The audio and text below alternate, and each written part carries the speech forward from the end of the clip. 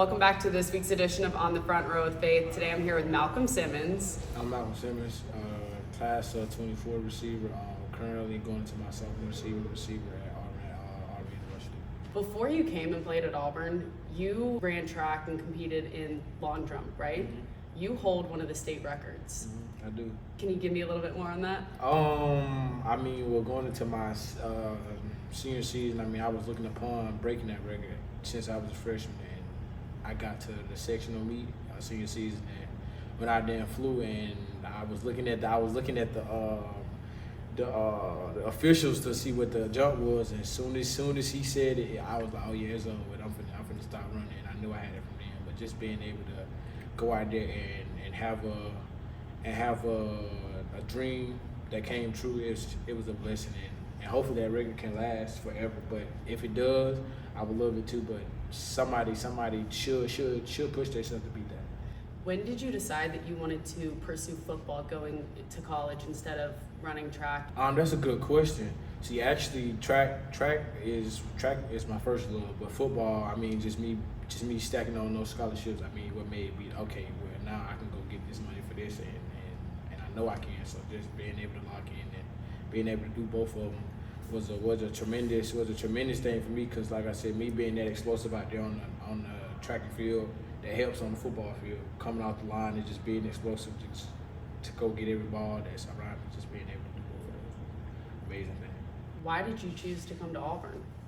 Family, close to home, and like I said, Freeze and the coaches said they had a phenomenal plan, and just me just being able to sit down and take coaching and evolve around a great system, and yeah. You had a great freshman season. You're going into your sophomore year. What have you learned from your last season?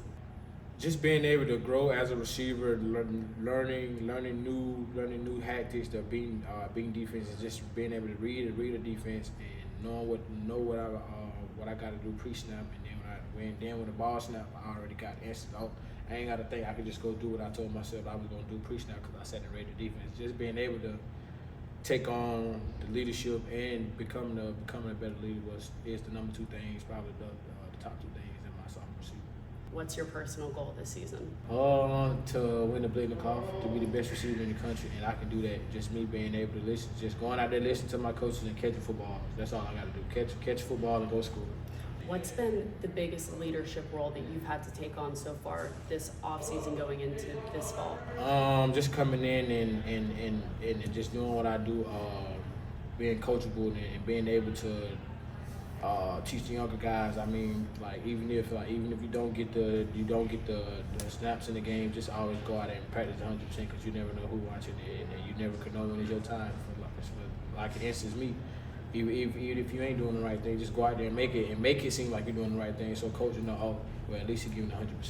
I can put him out there and know he's gonna give it his all. Or they say if I go out there and bust, I ain't got my head down. So just being able to take up on that role and just continue to listen to the coaches and continue to build that leadership role, it's gonna be great for me.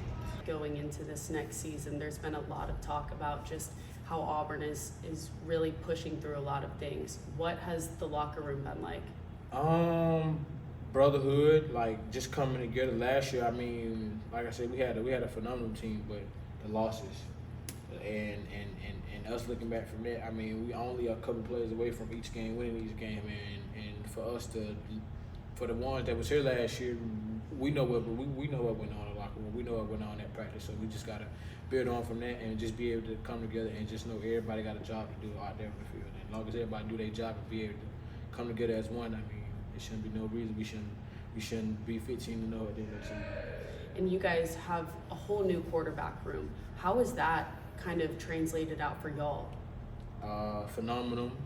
All quarterbacks get the ball where they need to be at all times, and just know and just being able to know where the ball goes. Because like I said, if you got a great receiving core, you need a great quarterback system or a great quarterback room. It's vice versa with them. If you got a great quarterback room, you need a great receiver room, and we have both of those. And it's just gonna be amazing to see us receivers and us quarterbacks connect this season.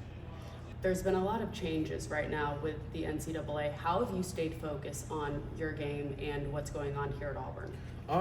To be honest, To be honest, I don't focus on nothing but what I can control, and the stuff I can't control, I don't let that get to me. Because whenever you start as a player, whenever you start getting out your mind and worried about everything else, that's when you get out your game. So just me, just being able to stick with what I know and stick to what my coaches are saying, and only worried about the stuff I can control. That's what got me here, man. Being able to do that is gonna be a great thing.